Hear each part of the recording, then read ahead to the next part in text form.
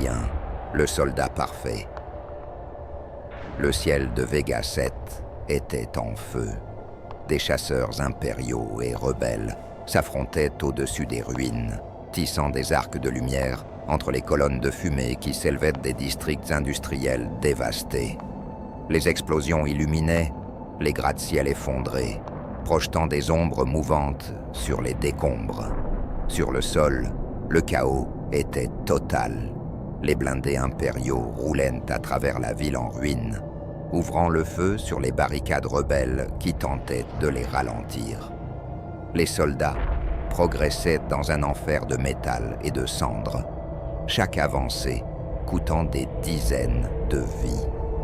Le béton craquait sous la pression des combats, les cris des blessés se mélangeant aux alarmes stridentes des drones de reconnaissance qui survolaient la zone. Vega 7, autrefois un centre industriel prospère, n'était plus qu'une terre morte, une carcasse de métal ravagée par la guerre. Et dans cet enfer, une seule escouade progressait sans être vue. Un grésillement statique résonna dans le casque de Gabriel Kane. Cible confirmée. Le bunker de Vasquez est à 300 mètres au nord. Kane ne répondit pas. Il leva son arme et fit un geste à son escouade.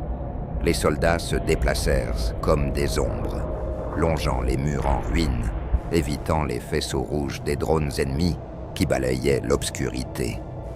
Leurs armures de camouflage actifs se confondaient avec l'environnement, leur permettant de disparaître à chaque pas. Ils atteignirent un viaduc détruit. Sa moitié s'était effondrée sur la route en contrebas, écrasant sous son poids les restes d'une colonne de véhicules. L'autre moitié s'élevait toujours, un monstre de métal brisé, suspendu au-dessus du vide. Kane donna un signe de tête. L'équipe descendit rapidement, traversant une rue éventrée jusqu'à l'entrée d'un vieux complexe souterrain. L'odeur vint en premier. Un mélange de métal brûlé, de chair en décomposition et de circuits calcinés. Les lumières des casques révélèrent les corps dispersés sur le sol métallique du tunnel. Ils n'étaient pas armés. Ils n'avaient pas été tués par balles. Ils étaient morts en essayant de fuir. Kane s'agenouilla près de l'un d'eux, un officier impérial. L'homme était mort, les mains enfoncées dans la porte blindée, ses doigts ensanglantés, comme s'il avait tenté de déchirer le métal à main nue. Ses yeux figés exprimaient une terreur pure. Quelque chose clochait. Ils sont les seuls corps ici. Aucune trace d'échange de tirs, pas de charges explosives, pas de signe de fuite d'ADN. Swing, murmura Renoir, la sniper de l'équipe. Ken ignora le frisson glacé qui lui remontait l'échine. On n'est pas là pour poser des questions. En avant. Ils avancèrent dans le tunnel. La dernière porte blindée s'ouvrit et Vasquez était là, assistant, attendant, un sourire aux lèvres. L'air du bunker était lourd, saturé d'ozone et de poussière métallique. Des néons clignotants projetaient une lumière pâle et saccadée sur les murs de métal sombre. Le silence, presque oppressant, n'était rompu que par le bourdonnement discret des serveurs intégrés dans les parois. Gabriel Kane ne baissa pas son arme. Son viseur était fixé sur Vasquez, mais quelque chose clochait. Pourquoi cet homme ne semblait-il pas surpris? Vasquez était assis, calme, presque détendu. Il croisa les mains sur son bureau avant de faire un simple mouvement sous la table. Un écran holographique s'éleva devant lui. Ken vit immédiatement les données défiler. Et son sang se glaça. Des fichiers militaires, des rapports classifiés, des séquences ADN. Son nom apparut à plusieurs reprises, mais pas comme un soldat, comme une production. Ses missions passées défilaient sur l'écran. Chaque cible éliminée, chaque opération exécutée. Mais il y avait un problème.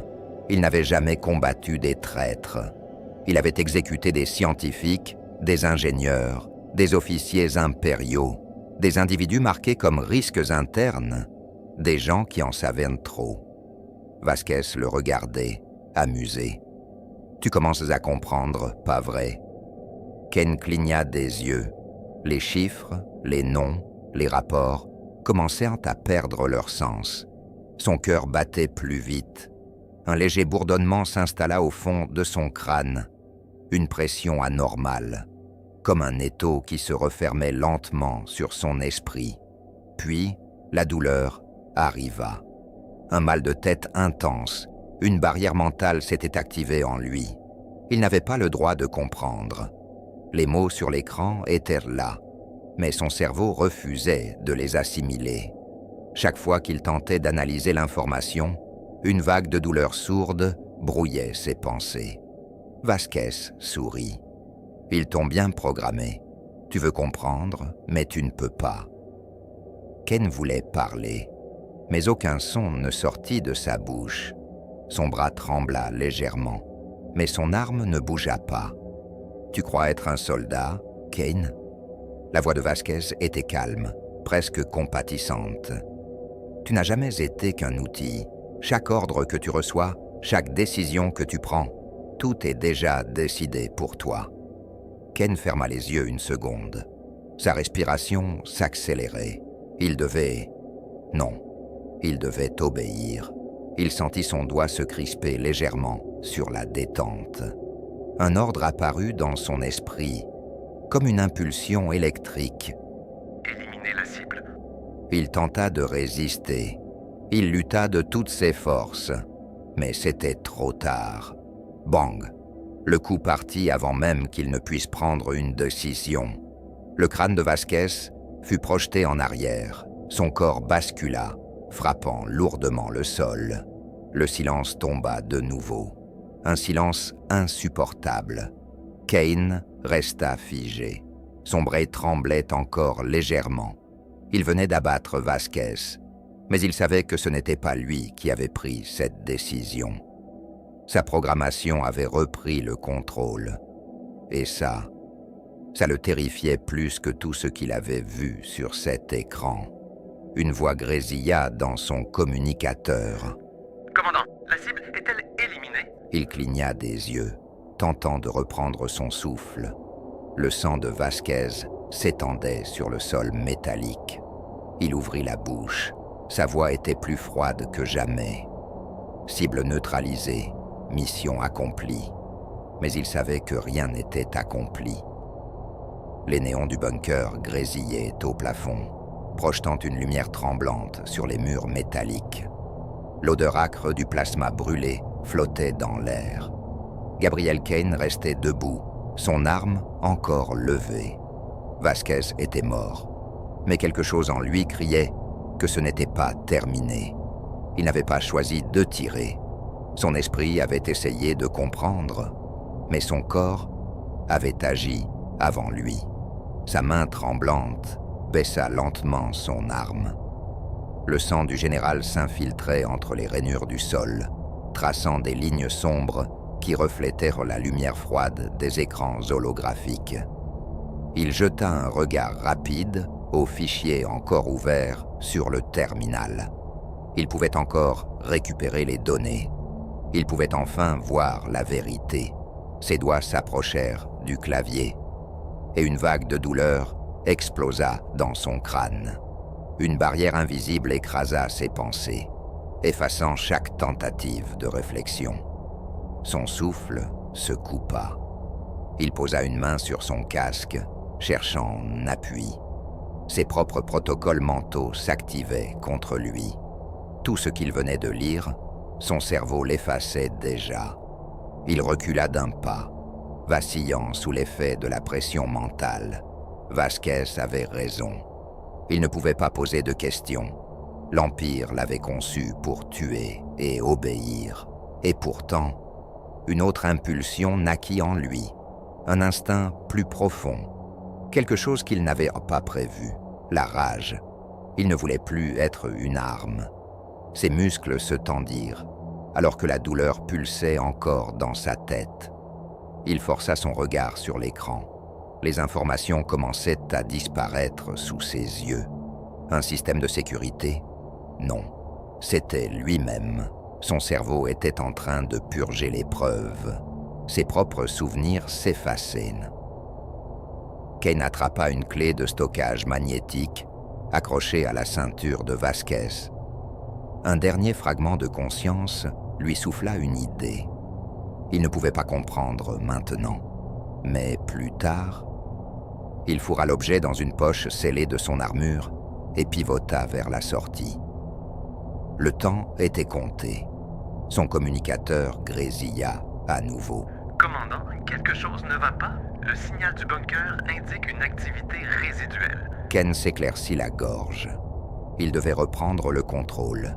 Il ne devait pas éveiller de soupçons. Tout est sous contrôle. Je quitte la zone.